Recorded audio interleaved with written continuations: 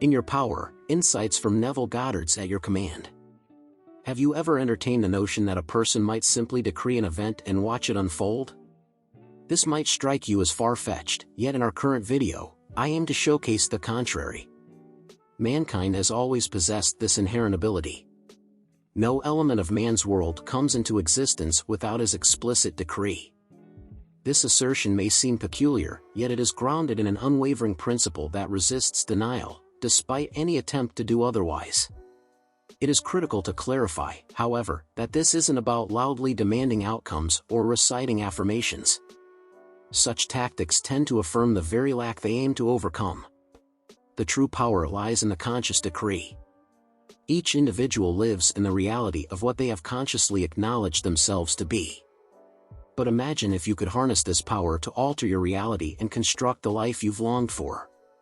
Is such a thing feasible? How does it operate? Are you intrigued to learn more? This video lecture will delve into these questions, so it's imperative to view it through to completion. Prepare for an enlightening revelation as you discover how to employ your consciousness to manifest your ideal life. If you're captivated by what you've just encountered, don't hesitate any longer.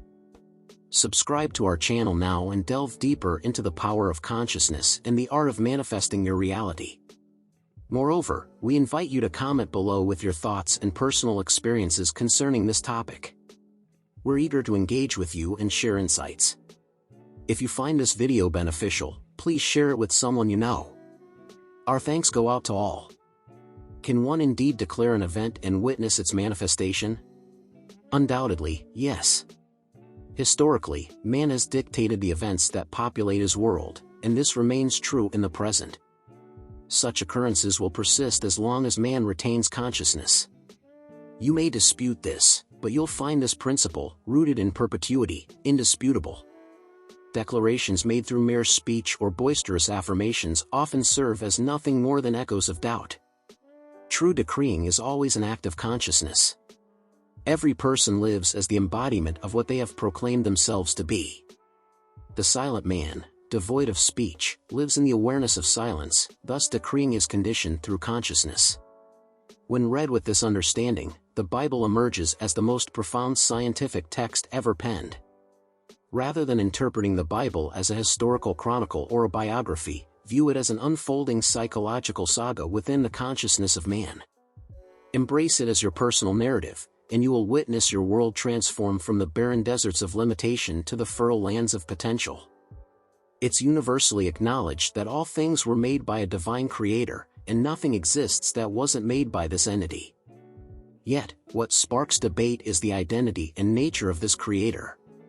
Divisions arise among religious institutions and priesthoods worldwide over the true identity and nature of the divine. The Bible, however, conclusively demonstrates a consensus among Moses, the prophets, and Jesus concerning the identity and nature of God.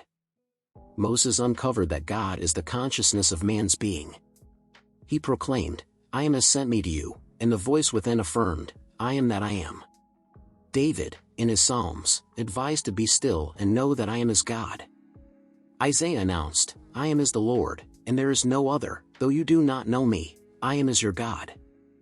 I create the light and the darkness, I make peace and create adversity, I, the Lord, do all these things." The New Testament reiterates the consciousness of being countless times. Jesus declared, "I am the path, the truth, and the life. I am the gateway. I am the shepherd. I am the resurrection and the life. I am the shepherd, I am the gateway, I am the resurrection, I am the life. I am the path, I am the first and the last, I am the beginning and the end." The inquiry, "Who do you say I am?" is not a mere question. It's not about identifying Jesus as the door or the way. It is a clear declaration that I am is the way. The awareness of being is the portal through which life's expressions transition into the realm of form. Consciousness is the animating force that revives that which man is aware of being.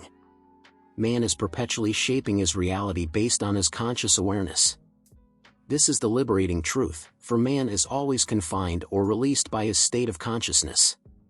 If you, the viewer, relinquish all prior beliefs in a deity apart from yourself and claim God as your consciousness of being, as Jesus and the prophets did, you will transmute your world. The recognition that I and the source are one does not imply that man created God, as he never acknowledged such a deity. He contended, if anyone arrives declaring, "Look here or there," do not believe it, for the realm of the divine dwells within you, the heavens are within. Thus, when he spoke of returning to the source, he was directing his consciousness to the point of pure being, surpassing the limitations of his present self, known as Jesus. In a realm where all things are achievable, he instructed, you must decree a thing, and it shall come to pass. Your decree elevates your consciousness to the essence of your desire, as he expressed, and if I am lifted up, I will draw all unto me. Rise in consciousness to the reality of your desire, and you will magnetize its manifestation. For he affirmed, no one comes to me unless the source within draws him, and I and the source are one. Thus, consciousness is the source drawing life's manifestations toward you. At this moment, you are drawing into your world that which you are consciously aware of being. This illuminates the meaning of you must be reborn. If your current life expression is unsatisfactory, the only way to invoke change is to shift your focus from what seems so tangible to you and ascend your consciousness to what you desire to become. You cannot serve two masters, therefore, moving your attention from one state of consciousness to another is akin to dying to one and living to another. The question, "Who do you say I am?" is not an exchange between two individuals named Peter and Jesus. It's the perpetual query posed by one's true self. In essence, who do you profess to be? Your self-perception, your self-belief, will sculpt your life's expression. He asserted, have faith in the divine, have faith also in me.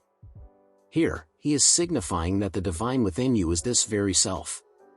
Prayer, then, is understood as the recognition of oneself as the desired outcome, rather than petitioning an external deity for one's desires.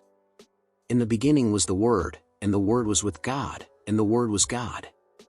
This moment, now, is the commencement, the genesis of a desire. The word, or the desire, coursing through your consciousness, seeks embodiment. The desire itself is devoid of form until consciousness, the only true reality, animates it. To realize a desire, one must apply the second part of John's opening verse, and the Word was with God. The word, or desire, must be unified with consciousness to gain substance. Consciousness awakens to being the desired outcome, thus solidifying it into reality and reviving what was once an unmanifested desire.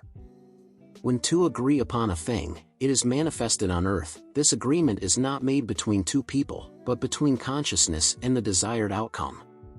Presently, you are conscious of being, thus, you're affirmatively declaring, I am.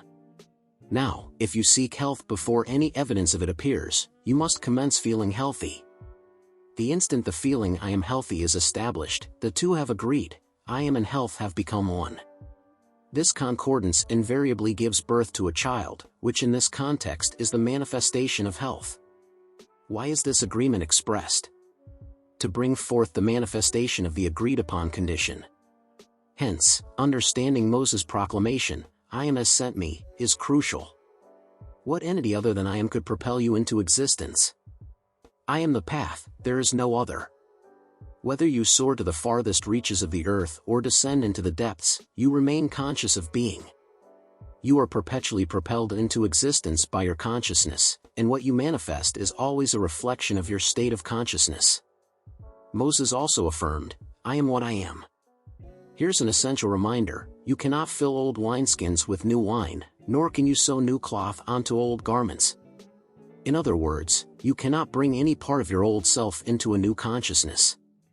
All your current beliefs, fears, and limitations are anchors keeping you at your present level of consciousness.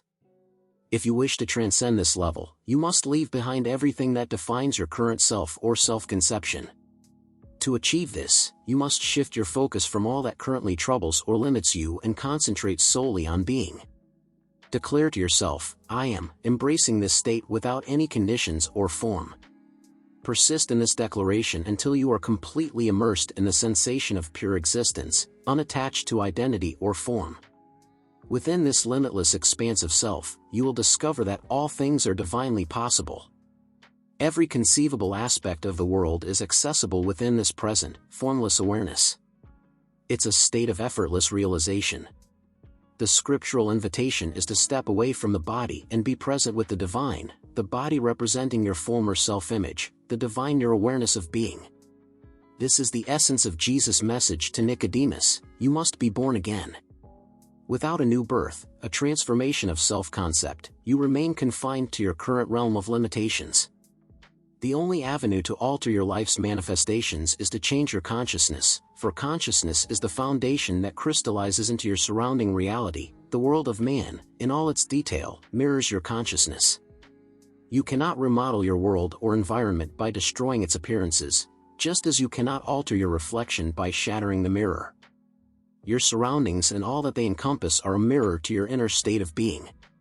As you steadfastly maintain this state, your reality will continue to reflect it. With this knowledge, it's time to reassess your worth. Humanity has undervalued itself significantly. The scripture in Numbers states, "There were giants in the land that day, and we seemed to ourselves like insects, and so we were in their eyes."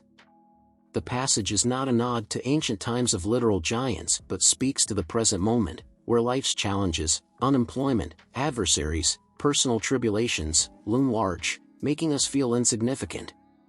Yet, the adage goes, declare yourself as small in your own sight, and thus you will appear to the mighty. In essence, you only project to the world what you believe of yourself.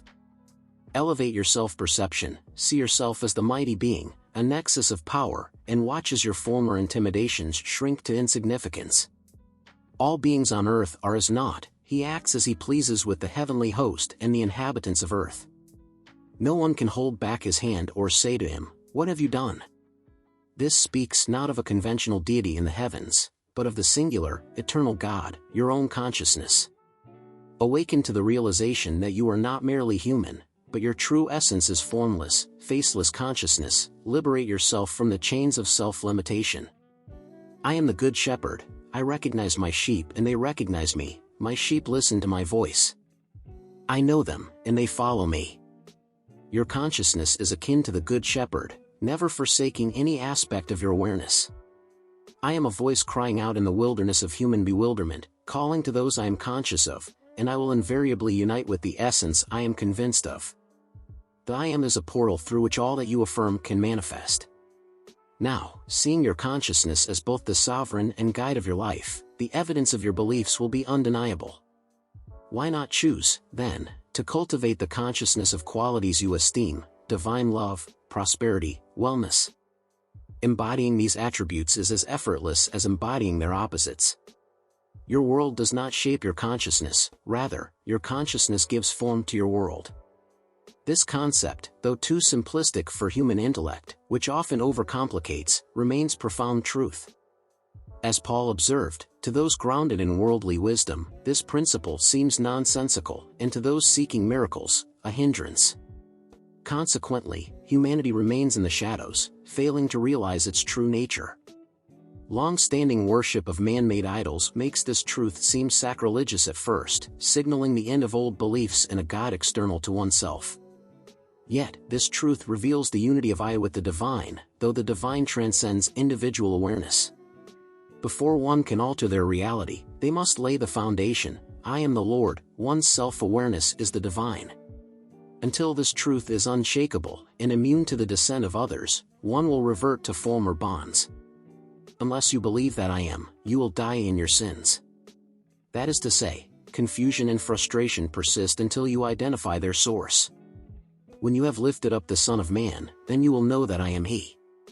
In realizing that you, as an individual, can do nothing alone, but your consciousness, in union with the desired state, accomplishes everything, all inner yearnings will manifest in your reality. Look, I stand at the door and knock. If anyone hears my voice and opens the door, I will enter and share a meal with them, and they with me. The I that knocks is your deepest urge, the door is your awareness. To open the door, to merge with the knocking desire, feeling it as real, is to wholeheartedly welcome it into existence. This aligns with the narrative of Jesus' departure from the material realm to ascend to the Father. Like us, Jesus faced impossibilities as a man. But realizing his father was the consciousness embodying the desired state, he abandoned the limited Jesus consciousness and embraced the desired consciousness, merging with it completely, and thus expressed it. Jesus' fundamental message, "We are merely vessels for the I Am Presence," referred to as God. Each vessel has its bounds.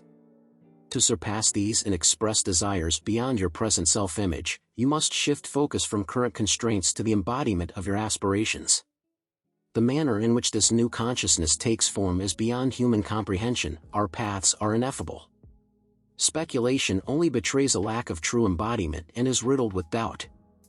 Wisdom, as Scripture says, is freely given by the divine to those who ask with unwavering faith, for the doubtful are unstable and cannot expect to receive. The firmness of belief is evident when one can sincerely express gratitude, even when the senses have yet to perceive the outcome. This unity in consciousness with the desired outcome is the true measure of faith. Your consciousness cannot be deceived, it always manifests your prevailing state of being. Gratitude is not a mere incantation, it is the natural outcome of achieving the desired state within. This ascent in consciousness is a divine covenant, where the agreement of desire and belief creates reality. Whatever you ask for in my name, you shall receive. The term name here symbolizes the nature or essence of your desire. Hence, to ask in my name is to adopt the nature of your desire, thus ensuring its realization. Therefore, when you desire, believe in its present reality, and it shall be yours. Prayer is an acknowledgement, a present affirmation of being in the essence of the desired state. To seamlessly enter this state, forgiveness is key. Holding grievances binds unwanted conditions to your life, while releasing them liberates both you and your consciousness to ascend. No condemnation exists for those aligned with the divine consciousness. Before meditation, it is wise to absolve all grievances, assuring that each person's self-concept is their just reward. This brings us to the misunderstood concept of tithing. Misused by many as a means to bind followers, true tithing is not about a monetary contribution to an institution but about offering one's affirmations to their consciousness. Claiming any trait as your own is donating it to the divine within, and your consciousness, impartial and just, will return it abundantly. In offering any aspect of being to the divine consciousness, you are effectively tithing, resulting in a bountiful return of that very quality or attribute. Thus, the act of claiming any state is, in essence, bestowing it upon the divine, and it is through this unwavering consciousness that all is manifested. The divine cannot be encapsulated by names. To declare that God embodies wealth, greatness, love, or supreme wisdom is to attempt to confine the indefinable, for the divine transcends all names. Giving a portion of oneself, akin to tithing, is essential, and it's done in union with the divine. From this point forward, offer only to the one true divine, ensuring to bestow the attributes you wish to manifest within yourself: greatness, abundance, love, omniscience. Refrain from pondering the manner of their expression, for life operates in ways beyond your comprehension. Rest assured, when you embrace these attributes with unshakable belief, they shall be recognized and rewarded. Nothing hidden shall remain so, the truths whispered in the shadows will echo from the rooftops. Your private, steadfast beliefs about yourself, though unseen by others, when truly embraced, will become known to all. Your self-perceptions are the divine's pronouncements within you, words imbued with spirit that must realize their purpose. You are summoning from the infinite the essence of what you presently perceive yourself to be, and not a single conviction will go unmet. I am the vine, you are the branches. Your consciousness is the vine, nurturing the attributes you're aware of, the branches.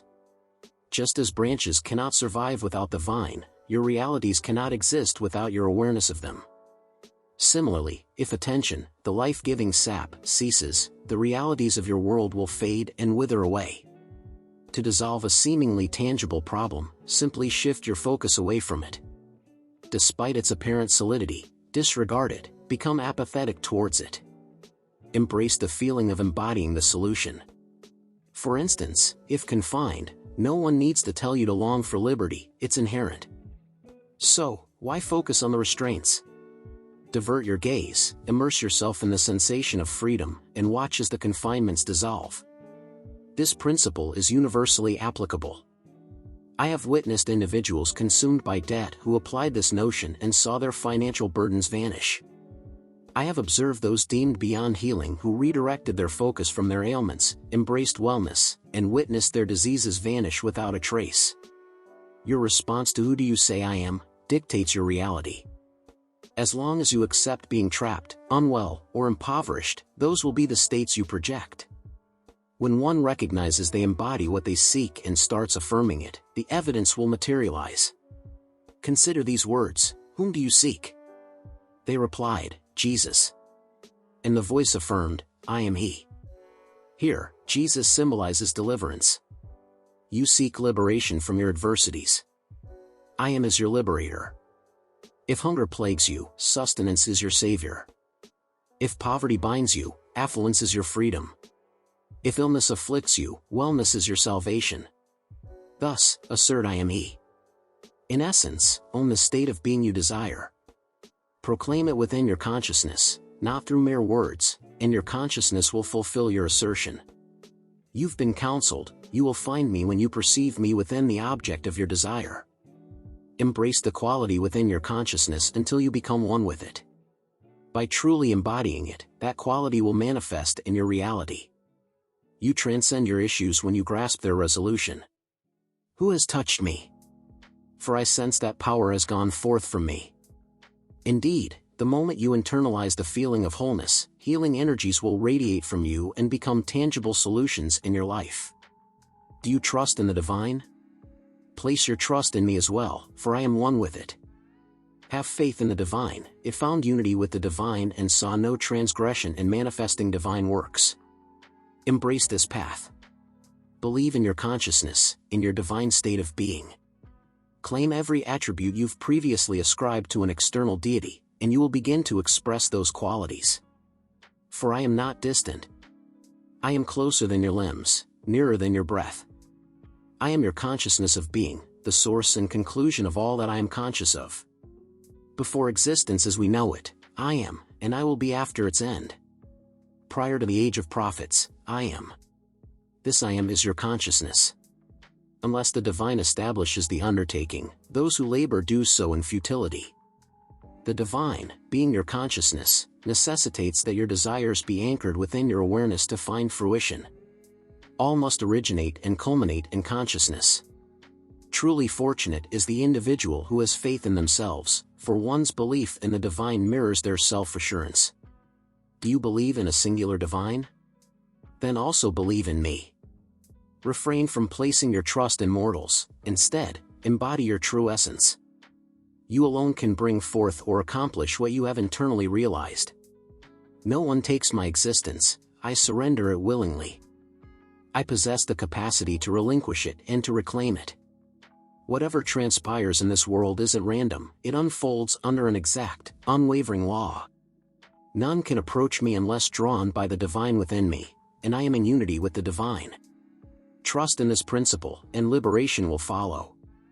Humanity has often cast blame on others for its state of being, continuing to do so until it recognizes itself as the sole origin of its circumstances.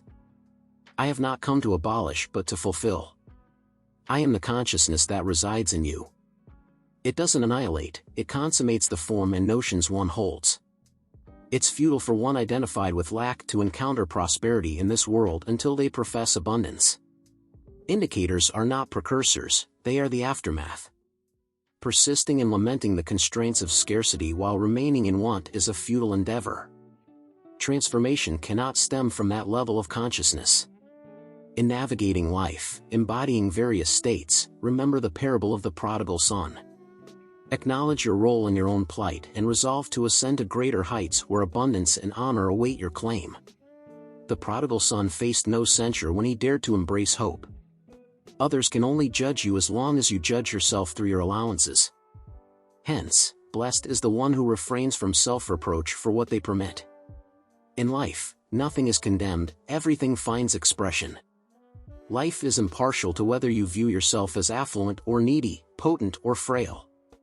Eternally, what you affirm as your truth will be your reward. The concepts of right and wrong are human constructs, in the eyes of life, they hold no significance. As Paul professed to the Romans, I am convinced by the Lord Jesus that nothing is inherently impure, but if anyone regards something as impure, then for them, it is impure. Cease doubting your worthiness or right to receive your desires. As a mortal, you are not the architect of your desires, they are naturally sculpted within you by your affirmations. When one feels hunger, the desire for nourishment arises instinctively. When confined, the longing for liberation is spontaneous. Your desires inherently carry the blueprint for their fulfillment. Thus, set aside all judgments, be buoyant in consciousness at the level of your desires, and merge with them by affirming, "So it is. My grace suffices for you, for my strength is perfected in frailty." Maintain faith in this unseen certainty until you are inwardly persuaded of its reality. Your conviction will lead to immense rewards. Wait but a moment, and he who yearns shall arrive. Yet, without faith, no achievement is possible. Through faith, creation unfolded, for faith is the substance of hopes, the proof of the unseen. Fret not over outcomes, they will ensue as naturally as darkness yields to dawn. Envision your desires as the divine's proclamations, each one a covenant. The common failure in realizing desires stems from imposing conditions upon them. Avoid conditioning your desires, instead, welcome them as realities already in your possession. Express gratitude as though you have already received them. Proceed on your path with serenity. Accepting your desire is akin to planting viable seeds in fertile ground. Once you relinquish the object of your desire with the firm belief that it will manifest, you fulfilled your role. However, concerns over the development of your desire keep it within the realm of thought, preventing it from sinking into the soil of certainty. The reason for conditional desires lies in the habitual judgment based on appearances, overlooking that the sole reality is the consciousness underlying them. Viewing circumstances as fixed denies the divine consciousness's omnipotence. Those who perceive their barriers as unyielding are inadvertently rejecting the divine's promise of liberation. When confronted with the notion that a desire from the divine could be malevolent, such as wishing harm upon another, it must be clarified that no one truly desires harm. The underlying wish is for liberation from the presence of another. Yet, lacking faith that freedom is contained within the desire itself, one might wrongly condition that desire and conclude that harm is the only path to freedom, neglecting the divine's inscrutable methods. Thus, through a lack of faith, the divine's gifts are distorted. Challenges are akin to mountains that can be moved with a mustard seed's worth of faith. People often face their difficulties much like the old woman who, inspired by a sermon on faith, prayed with the conviction that the mountain before her could be moved by her newfound belief. She laid herself down to sleep, holding what she presumed was faith in her heart. Upon waking and swiftly peering out her window, she proclaimed, "Just as I thought, that old mountain hasn't moved an inch." This is the manner in which individuals confront their problems. They anticipate these challenges to persist because life does not discriminate, nor does it annihilate, it sustains whatever one remains mindful of. Only when a person's consciousness evolves do these elements vanish.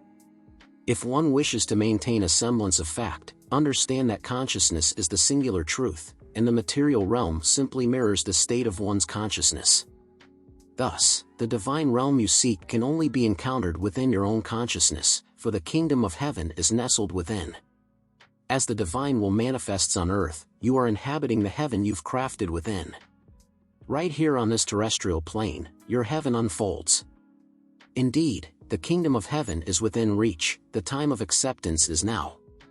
Forge a new heaven, a renewed consciousness, and a fresh earth shall materialize. The old will fade into oblivion, leaving no trace in memory. Behold, I, your consciousness, am approaching swiftly, bearing my recompense. I bear no name, yet I will answer all. Whatever identity you ascribe to me, know that it is your own self that I personify as I. Thus, whatever firm belief you hold of yourself is what you shall embody, for I am unwavering. The divine is not subject to mockery. The craft of fishing is depicted in the narrative where disciples, after a fruitless night, are instructed by Jesus to cast their nets into the previously barren waters, resulting in a bountiful haul. This tale unfolds within you at present, dear reader. You possess all essential elements for fishing. Yet, until you realize that Jesus Christ, your consciousness, reigns supreme, your efforts will mirror those of the disciples in the darkness of ignorance. That is, you will seek after things, believing in their solidity, wrestling and struggling, trying to connect with one thing or another, endeavoring to persuade beings here and there. Such toil will prove futile. However, upon the revelation that your state of being is Christ Jesus, you will allow this divine consciousness to guide your pursuit, fishing within your awareness for your desires. The desires themselves will be the catch, for your consciousness is the sole living truth. You will cast into the deep seas of consciousness, and should you wish to grasp what lies beyond your present reach, you must venture into deeper waters. To achieve this, distance yourself from your current woes and constraints by shifting your focus away from them. Turn away completely from all current troubles and limitations. Contemplate only existence, affirming to yourself, I exist, I exist, I exist. Persist in this declaration, simply feeling your existence. Unexpectedly, you will break free from the moorings that bound you to the shallows of your problems, venturing into profound depths. This is often accompanied by a sense of broadening. You will feel an expansion, as if you are truly growing. Embrace this growth with bravery, for no fear is needed. You will not lose anything of value by leaving your past limitations behind, they perish as you withdraw from them, for they subsist only in your consciousness. Within this deepened or broadened awareness, you will find yourself empowered in ways you never imagined possible. The objects of your desire, once you step outside the realm of limitation, are the catches you will secure in these profound depths. As you relinquish all awareness of your obstacles and barriers, aligning with your desires becomes effortless because I am your consciousness, the resurrector, the life-giver. You must affix this resuscitating force that is you to the object of your desire if you wish for it to materialize and thrive in your reality. Now, you begin to adopt the essence of the desired state through the sentiment, I am affluent, I am liberated, I am robust. As these feelings solidify within you, your formless essence will assume the shape of these sensations. You are metaphorically crucified with the feeling of prosperity, liberation, and vigor. Remain interred in the quietude of these beliefs. Then, unexpectedly, much like a surreptitious visit in the night, these attributes will rise within your world as tangible truths. The world must recognize you as corporeal, for you will start to exhibit the fruits of these freshly claimed attributes. This is the mastery of angling for life's manifestations, the triumphant embodiment of the coveted. The account of Daniel in the lion's den also speaks to the successful materialization of the desired. It is recounted that amid the den, Daniel turned his back to the lions, gazing upon the light from above, rendering the beasts impotent, and his faith secured his deliverance. Your tale mirrors Daniel's. Should you find yourself in a metaphorical den of lions, your sole preoccupation would be these threats. Your thoughts would not stray beyond the immediate peril, which in this case, are the lions. Yet, it is conveyed that Daniel looked away from them, focusing instead on the light, representing his divine. If you emulate Daniel's conduct while ensnared in the den of scarcity or ailment, you would shift your attention away from your debts or sickness, concentrating on your aspirations. If we do not revert our gaze to our problems but maintain our belief in becoming what we seek, the barriers of our captivity will crumble, and the object of our pursuit will be realized. Indeed, all is attainable. Another narrative describes a widow with but 3 drops of oil. Inquired by the prophet what she possessed, she disclosed, only 3 drops of oil. He then instructed her to gather vessels, close the door, and upon returning home, commence pouring. From those meager drops, she filled all the gathered vessels to the brim, with oil to spare. You, dear reader, are akin to this widow. You are without a spouse to impart fruitfulness, for a widow embodies barrenness. Your consciousness now assumes the role of the Lord, the prophet, now your partner. Emulate the widow who, rather than conceding to emptiness or nothingness, recognized a semblance of something, the 3 drops of oil. Then she was commanded, enter, close the door behind you. That is, shut out the sensory inputs that speak of deficits, debts, tribulations. When you wholly pivot your focus, disregarding the sensory evidence, commence to embrace the joy symbolized by the oil for having received your desires. As this realization takes root within you, all doubt and trepidation will dissipate. Then you, too, will fill the vacant measures of your existence, overflowing with abundance. Recognition wields the power to summon into reality each state you acknowledge. What you identify as true today manifests as your current experience. So, emulate the widow, acknowledge even the slightest joy as the commencement of recognition, and you will be lavishly rewarded. The cosmos is an amplifying mirror, enlarging all that you are conscious of being. I am the Lord thy God who led thee out from the land of Egypt, from the abode of servitude. What a magnificent unveiling, your consciousness now emerges as the Lord, your God. Rouse yourself from the dream of entrapment, and realize that the earth and all its richness, the world, and all its inhabitants belong to you. You have been so entangled in the notion of being merely human that you've neglected the splendor of your true essence. With your remembrance restored, command the unseen to become visible, and so it shall. For all that exists must heed the voice of God, your consciousness of being, and the world lies within your command. Our presentation concludes here, but the voyage is only commencing. It's my hope that you found the content engaging and that it has ignited a desire to delve deeper into the potency of consciousness. Remember to subscribe to our channel to ensure you're updated with our latest shares. Spread this video among peers and kin so they too can access this profound wisdom. Don't hesitate to leave a comment sharing your thoughts and impressions on the subject. We are eager to hear your perspective. Utilize this knowledge to decree the existence you've always envisioned, and recall that the power rests in your hands. With consciousness, you can craft a remarkable future for yourself and those around you. Now that you're prepared to explore the depths of inner fishing and awaken to the power of your consciousness, we invite you to subscribe to our channel and join this transformative journey. By subscribing, you'll gain access to exclusive content that will further broaden your comprehension and practice of conscious fishing. Don't forget to comment on this video and share your reflections, uncertainties, and experiences. We're keen to hear your voice and foster a dynamic community of inner fishermen. So hit the subscribe button now and embark on this path of self-exploration and advancement. Seize the opportunity to plunge into the deep seas of consciousness and remarkably transform your life. We anticipate embarking on this adventure with you. Thanks for viewing. Until our next video.